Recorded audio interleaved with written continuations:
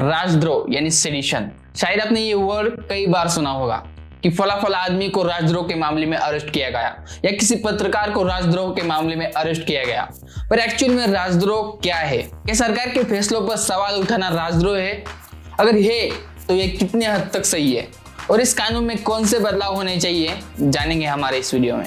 Is it time to scrap the centuries-old colonial sedition law? Do you think that the sedition law is still necessary? British era sedition law as quote-unquote colonial and asked whether it was still necessary after 75 years of independence. As usual शुरुआत से देखते हैं। 1837 में Thomas मॉकले ने penal code draft किया था। राजद्रोह यानी सेडिशन को सेक्शन 113 में रखा गया था। बिकॉज ऑफ अननोन रीजन उसे हटाया भी गया था, पर सेडिशन एक्ट को फिर से लाया गया जब ब्रिटिश गवर्नमेंट को लगा कि मुस्लिम प्रीचर्स ब्रिटिश गवर्नमेंट के अगेंस्ट वॉर छेड़ देगी, स्पेशली जब ब्रिटिश गवर्नमेंट ने वहाबी मूवमेंट को सप्रेस किया था। जेम्स स्टीफन के सजेशन से 1817 में सेडिशन एक्ट को फिर से लाया गया। ब्रिटिश राज में जितने भी एक्टिविस्ट मौजूद थे, लाइक लोकमान्य तिलक और महात्मा गांधी, जो नेशनल इंडिपेंडेंस के फेवर में थे, उन सबको इस एक्ट के जरिए जेल में डाला गया। तब जेम्स स्टीफन ने कहा था कि सरकार की आलोचना बिल्कुल भी बर्दाश्त नहीं होगी। यहां तक कि ब्रिटिश गवर्नमेंट ने यह फैसला पुलिस पर छोड़ दिया था कि किस हरकत को राजद्रोह माना जा सकता है और किसको नहीं। साफ है कि भारत के आजादी के आंदोलन को गोरे दबाना चाहते थे। इसी के लिए ये कानून लाया गया था ताकि आंदोलनकारियों को दबाया जा सके। 1958 में रामनंदन वर्सेस स्टेट के केस में इलाहाबाद हाई कोर्ट ने सेडिशन लॉ को वाइड डिक्लेयर कर दिया था। 1962 में सुप्रीम कोर्ट ने सेडिशन एक्ट को फिर से कॉन्स्टिट्यूशन में लाया और इसे इंटरप्रेट करते हुए कहा कि जब भी वायलेंस को बढ़ावा देने वाली बात होती है या वायलेंस की मदद से डेमोक्रेटिकली इलेक्टेड गवर्नमेंट को ओवरथ्रो करने की कोशिश होती है, तो वहां पर सेडिशन लॉ अप्लाई होगा। हिस्ट्री में पहली बार 1973 में इंदिरा गांधी की टेन्योर में सेडिशन एक्ट को कॉग्निसेबल ऑफेंस यानी बहुत बड़ा अपराध माना गया। ये तो होगा सेडिशन एक्ट यानी राजद्रोह कानून के हिस्ट्री के बारे में। अगर प्रेजेंटली इस इश्यू के बारे में बात करें तो मणिपुर के 41 साल के पत्रकार किशन चंद्र वांगखेम और छत्तीसगढ़ के पत्रकार कन्हैयालाल शुक्ला ने इस राजद्रोह के कानून के खिलाफ याचिका दाखिल की थी और इन दोनों के खिलाफ सेक्शन 124A के तहत राजद्रोह का केस दर्ज हुआ है और इन दोनों को जेल में भी रहना पड़ा है। ये दोनों पत्रकार कहते हैं कि सरकार आलोचना सुनने को भी तैयार नहीं है, यानी सरकार के फैसलों के खिलाफ जो भी बोलता है उन पर सेक्शन 124 के तहत राजद्रोह का केस लगाया जाता है।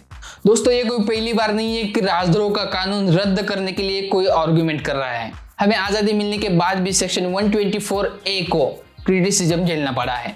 जब 1951 में हमारे पार्लियामेंट में कॉन्स्टिट्यूशन का फर्स्ट अमेंडमेंट पास हुआ था, तब प्राइम मिनिस्टर नेहरू ने कहा था कि गेट रीड ऑफ इट, यानी इस कानून से छुटकारा चाहिए। यहाँ तक कि एक्सपर्ट्स ने भी सेडिशन लॉ को एबॉलिश करने को कहा था। जब 2016 में जेएनयू में इसके खिलाफ प्रोटेस्ट हुआ था, 2018 में लॉ कमीशन ने एक कंसल्टेशन पेपर सजेस्ट किया था।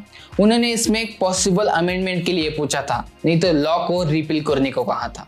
अगर आपको एक कंसल्टेशन पेपर पढ़ना है तो नीचे डिस्क्रिप्शन में एक लिंक डाल दूंगा, आप जाके पढ़ सकते हैं।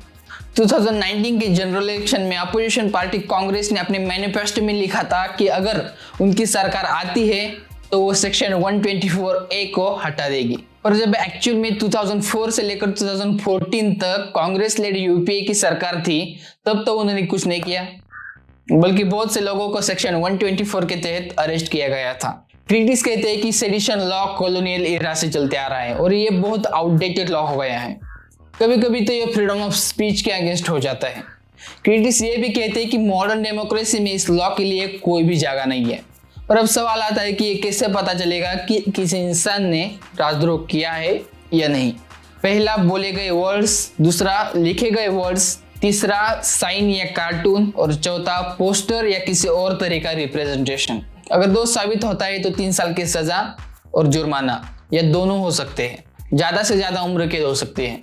इस सेक्शन के साथ कुछ एक्सप्लेनेशन भी दिया गया है।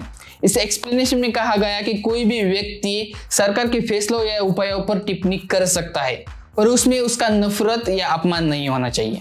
फॉर एग्जाम्पल, अगर आपने कहा कि सरकार अच्छी है पर वैक्सीन पॉलिसी खराब है तो ये राजद्रोह नहीं होगा। पर आपने सिर्फ ऐसा कहा कि सरकार की वैक्सीन पॉलिसी खराब है तो ये राजद्रोह हो सकता है। प्रेजेंट सिनेरियो के देखते हुए एग्जाम्पल ऐसे ही निकलते हैं। अब सवाल आता है कि मोदी के केंद्र में सरकार बनने के बाद राजद्रोह के केस बढ़े हैं या नहीं। तो आंसर है हाँ, बड़े हैं। मोदी राज में टोटल 559 लोगों को अरेस्ट किया गया और दोषी पाए गए सिर्फ 10 लोग। आर्टिकल 14 ने 2020 में एक रिसर्च किया था। इस रिसर्च में दावा किया गया था कि 2010 से लेकर 2020 के बीच करीब 11,000 लोगों के खिलाफ राजद्रोह के 816 केस दर्ज हुए हैं। इसमें 65% लोग ऐसे हैं जो मोदी के प्रधानमंत्री बनने के बाद आरोपी बनाए गए। 405 भारतीयों पर नेताओं और सरकारों की आलोचना करने पर राजद्रोह का केस लगाया गया है। इसमें से 96% केस 2014 के बाद रजिस्टर हुए। इसमें भी 149 लोगों पर मोदी के खिलाफ गंभीर और अपमानजनक भाषा इस्तेमाल करने का आरोप है। इसमें से 144 केस यूपी के मुख्यमंत्री योगी आदित्यनाथ के खिलाफ आलोचना करने पर है। मनमोहन सिंह की यूपी 2 सरकार के कंपैरिजन में 2014 से लेकर 2020 तक राजद्रोह के केस में 28% की इंक्रीमेंट हुए हैं। इसमें ज्यादातर केस नागरिकता कानून में संशोधन और हाथरस कांड के खिलाफ हुए आंदोलन के खिलाफ दाखिल हुए हैं। पिछले 10 सालों में 816 केसेस दर्ज हुए हैं, उसमें से 534 इन 5 राज्यों में है। बिहार में 168 केसेस, तमिलनाडु में 139 केसेस, उत्तर प्रदेश में 115 केसेस, झारखंड में 62 और कर्नाटक में 50। और खास करके इन 5 राज्यों में भाजपा या भाजपा समर्थित सरकार रही है। हालांकि गौर करने वाली बात यह है कि केंद्र में भाजपा की सरकार आने के बाद से ही एनसीआरबी ने राजद्रोह के केसेस का अलग रिकॉर्ड रखना शुरू किया है। हमारे देश में ब्रिटिश दौर का एक कानून अब भी जारी है और ब्रिटेन ने इस कानून को अपने देश में से 2009 में ही खत्म कर दिया है। इसीलिए सुप्रीम कोर्ट के एक बड़ी बेंच को अब सेडिशन लॉ का रिव्यू करना बहुत जरूरी हो गया है। इसलिए कंक्लूजन में यही कहूंगा कि सेडिशन लॉ को हम अनकॉन्स्टिट्यूशनल नहीं कह सकते। It has its own importance to control people inciting violence, but simultaneously इस सेडिशन लॉ को लोगों का आवाज दबाने के लिए भी इस्तेमाल किया जाता आ रहा है। लोकतंत्र में लोगों को सरकार बदलने का अधिकार है। अगर सरकार नाकाम रहती है तो लोगों को नाराजगी दिखाने का भी अधिकार मिलना चाहिए। सरकार से नफरत करने पर सजा देने वाले राजद्रोह के कानून से अधिकारों का हनन होता है। इसीलिए इस कानून को हटा देना चाहिए या इसमें कुछ बदलाव होने चाहिए। अगर आपको इस वीडियो से वैल्यू मिलती है तो नीचे चैनल को सब्सक्राइब कीजिए और वीडियो को लाइक कीजिए। मिलते हैं अगली वीडियो में। नमस्कार।